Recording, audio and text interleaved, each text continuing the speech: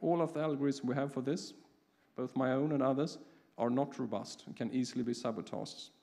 Sorry, we haven't solved it better than that. But as long as most nodes are not evil, we can do it correctly. And actually, the median value can handle up to 50% evil nodes, and we can still get the right value, almost. But most of the methods are pretty vulnerable. But at least we can do it.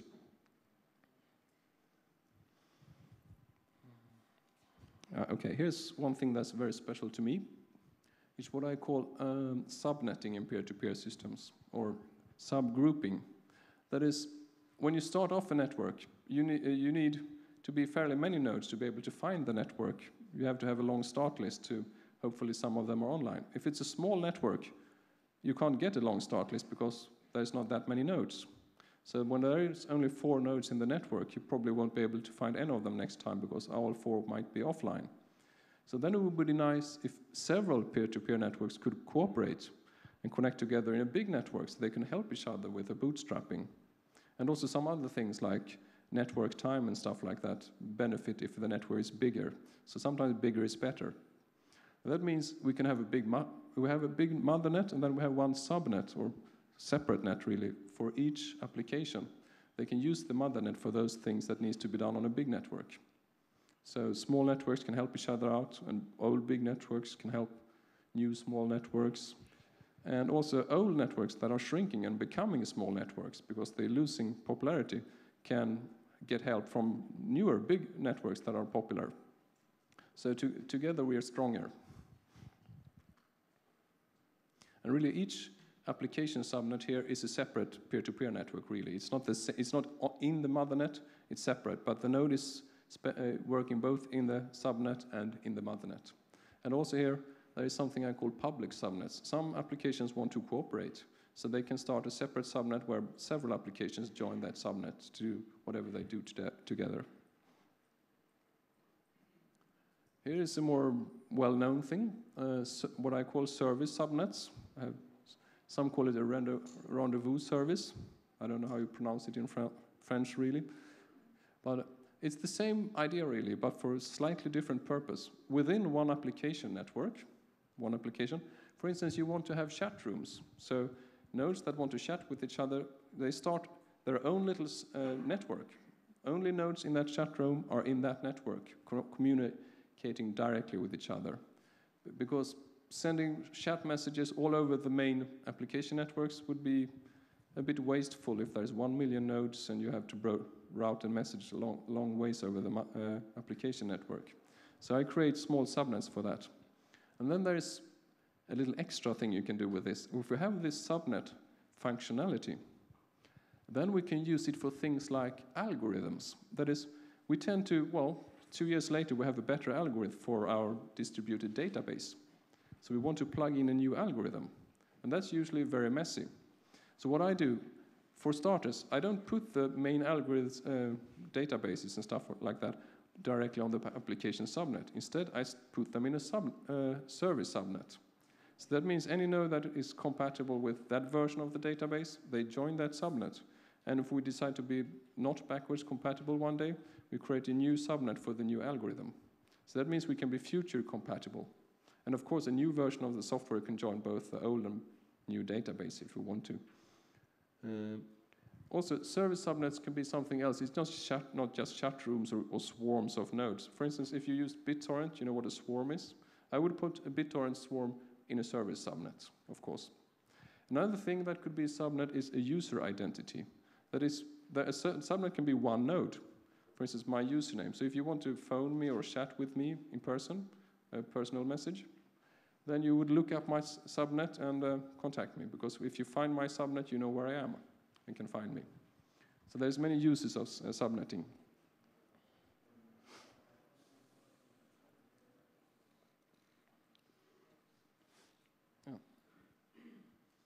Just an overview. I have the mothernet on top, many applications in their own subnets, and under each application we have different service subnets. So it's actually a 2-level thing, not 1 level. Yeah. The addressing, the address of a subnet is not the name of the subnet. For instance, we might have a chat room by the name CCC. And humans tend to choose bad names of subnets, names that collide in many letters. That would mean the address looks pretty similar. So what we do is we take the hash of the subnet name and we use that hash as the address. It means it makes the subnetting algorithm that we use to find the subnet better. And there's an added trick to that. We can actually also do secret subnets. We can take the name of the subnet, for instance, CCC, and the key for that room, the encryption key, or password if you want to, and we concatenate them, and then we hash that whole thing, and that is our address. So the address is the hash of the subnet name and the subnet key.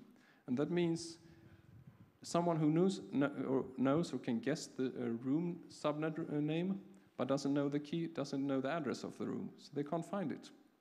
And they don't know which of all the subnets, because they can see there are lots of subnets hanging around on the network, but they won't know which of them is that subnet. It gives you a little anonymity and security.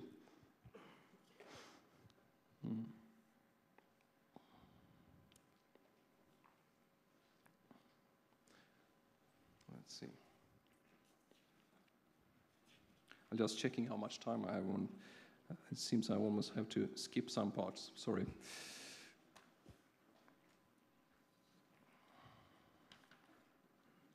I should mention there's many ways to make the subnetting algorithm, how to find a subnet. I use actually throttle balanced slotted broadcasts for it.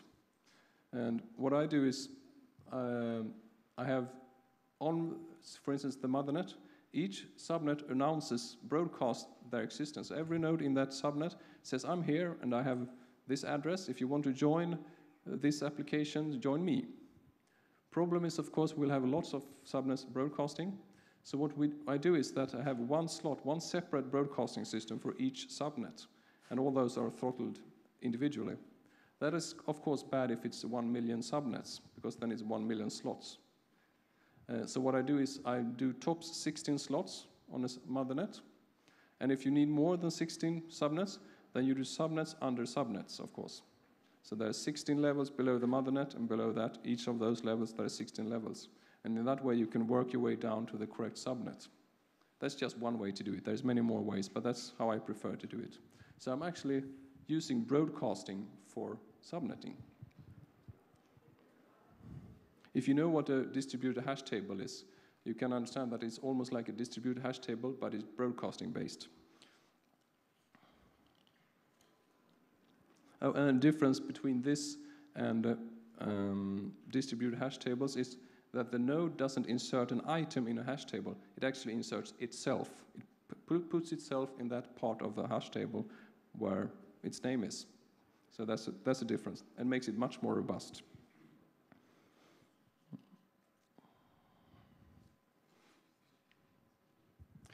Yeah, let's go on to another algorithm, or set of algorithms. It's broadcast searching. If you know about the Gnutella network and Kazaa network and many more, you have heard about broadcast searching, perhaps.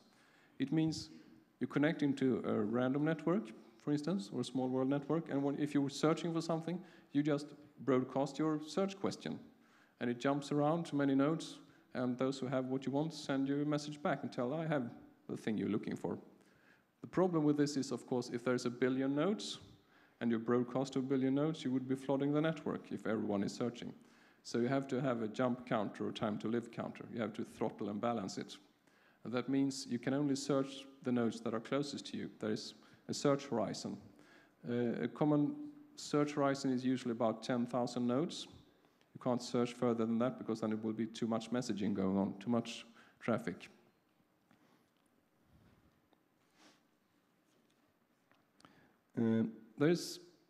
It uses lots of bandwidth, yeah. It's very good at handling complex searches like CCC and video and not Berlin. That is the kind of search question broadcast search can handle very well, because you're actually asking every node in person, more or less, by broadcasting to them. So they can really look in their local database and check what they have and do complex. You can even do reg expressions and stuff like that if you like to. There is some tricks to extend your search horizon to be able to reach more nodes.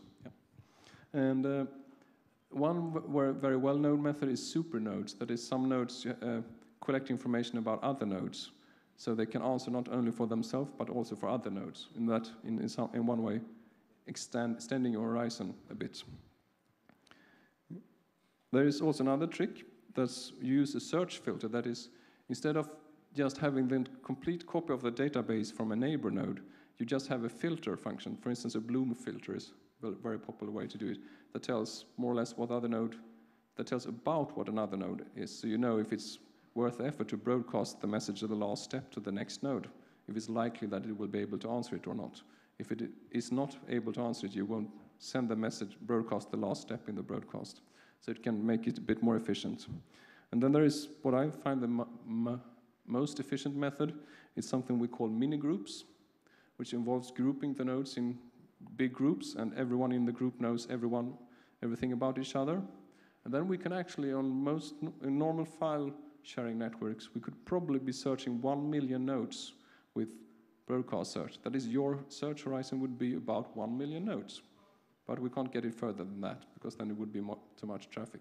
Depends, of course, how much people are searching and stuff like that, but it's can make you can put 2 zeros extra on your search horizon. Yeah, now we're going on to the holy grail in peer-to-peer networking among researchers, at least right now. It's something they call distributed hash tables.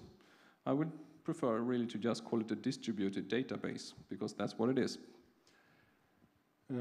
It means you organize all the nodes in some kind of address order. Here I've made it simple, it's just letters, but normally it's, well, it's byte order. So you connect them, for instance, you could connect them in a long line, first node to last node, or you could connect them in a ring, or in a hypercube, or some other structured manner, but in address order. So each node will be choosing one address, preferably randomly, and insert itself in the right spot in the network. Usually we put them in a ring, for instance, because often nodes need to back up each other, because if a node disappears, the neighbor should be able to take over and take care of the information that node we're handling. So if you have it as a ring, the first and the last node can back up each other. You can't do so the C node will back up A node.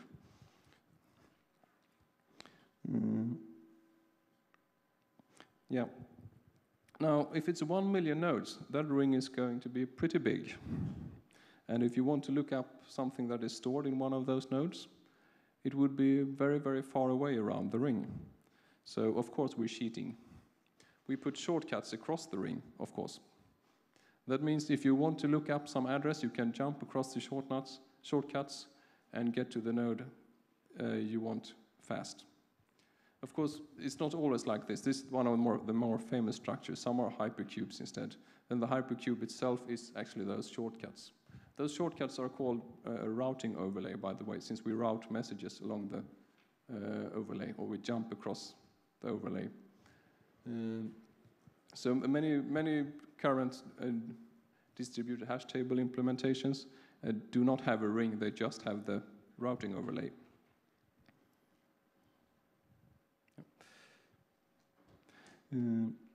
The distributed hash tables, they're not that good for complex searches like CCC and Berlin and not video. Because they're really good at looking up one item, a key. If you have a name for something, you can find it. But if you have several names for it, it makes it messier. So it doesn't work good. But we can do that, but it's not as well. So broadcast search is in some ways better, but in many other ways, this is much better. This means you have global searching. If there is one node among 1 billion nodes that has it, you find the item. And normally in distributed hash tables, you don't insert the whole item. If you have a video file of 1 gigabyte, you don't send the video file to the proper node that has the proper address. Since, say, your video file has the name A, you don't send it to the A node. Instead, you send a little announcement. You say that there is a file named A, and you can find it at this node, IP address, port number, encryption key to talk with that node. And you send that little announcement to the proper node, to the A node, and store it in the A node. So anyone looking for that file will ask A node and get this little announcement as response, and then can connect directly to the node actually having the video file. So that was distributed hash